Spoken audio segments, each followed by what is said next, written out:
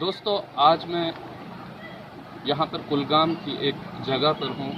جہاں پر میری سائیڈ میں دریا بہہ رہا ہے، اور اس دریا کو دیکھ کر ایک چیز مجھے یاد آئی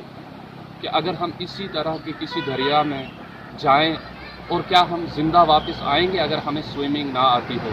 اور اسی طرح کا ایک دریا جو ہے وہ دریائے نیل تھا، جس دریا کے اندر حضرت موسیٰ علیہ السلام اور ان کی قوم جو ہے وہ سیدھے اس دریا کے اندر اتری، اور اللہ تبارک و تعالیٰ نے انہیں سرخرو کیا، کامیاب کیا۔ اور اس کے ساتھ دوسری قوم جو تھی فرعون کی، اللہ تبارک و تعالیٰ نے اس قوم کو غرق پانی کے اندر جو ہے وہ کر دیا۔ اس سے یہ پتہ چلتا ہے کیا ہمارا ایمان جو ہے وہ اتنا مضبوط اور اتنا کامل اور اتنا مکمل ہے کہ جو ہمیں ہر زندگی کے گوشے میں کامیابی عطا کرے۔ اس لیے میرے بھائیوں، ہمیں اس چیز پر غور کرنا ہے کہ ہم اگر اپنے جسم کے اوپر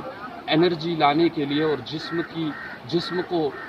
کو تندرست اور جسم کو مضبوط کرنے کے لیے تمام تر کوششیں کرتے ہیں، ہم پروٹین لیتے ہیں، کیلشیم لیتے ہیں، میگنیشیم لیتے ہیں، الگ الگ چیزیں لیتے ہیں جس سے ہمارا جسم جو ہے وہ مضبوط ہو۔ اور کیا ہم نے کبھی یہ فکر کی ہے کہ کیا ہم نے اپنے روح کو کبھی دیکھا کہ ہماری روح جو ہے، ہماری روح کے اندر کتنی گندگی آ چکی ہے؟ تو اپنے روح کو مضبوط کرنے کے لیے ذکر الہی کا ہونا بہت ضروری ہے۔ بغیر ذکر کے، بغیر اللہ کے ذکر کے جو ہے انسان کا روح مردہ ہو جاتا ہے۔ جس طرح سے آکسیجن کے بغیر انسان کی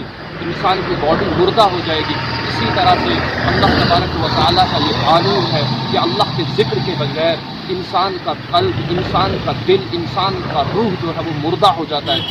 لیے میرے بھائیوں، ہم ہمیشہ کوشش کریں کہ اللہ تبارک و تعالیٰ کی طرف